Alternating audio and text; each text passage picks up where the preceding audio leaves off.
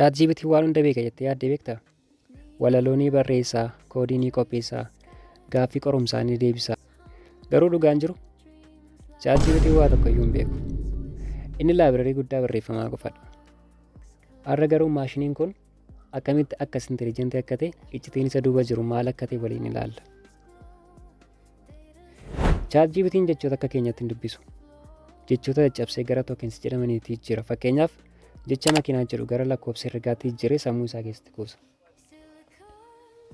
Hojiin isaa inni guddaan tilmaamuudha. Hima kana ilaali fakkeenyaaf akkam jirtu fayyaa sammuun kee battalumatti dhaa jedhee xumura.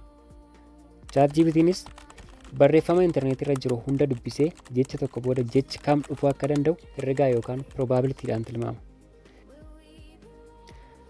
ChatGPT'n jalqabarra baay'ee dofaa ture. Namoonni yookaan warri tireenii ta'an deebii isaa gamaaggamaa turan. Deebii sirrii ta'eef tiriit yookaan riwaardii kennuuf. Deebii dogoggoraa immoo akka inni sirreessutti himu. Kanaafis RLHF yookaan Reinforcement Learning from Human Feedback jedhama.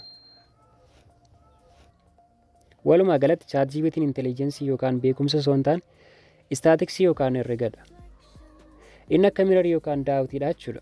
Waan nuti intarneetii irratti barreessine hunda calaqqisiisa. Viidiyoon kun yoo siif gale laayik godhii akkasumas teekinooloojii kan biraa afaan Oromoon ibsamuu qabu koomentii irratti naaf barreessaa. Galatooma.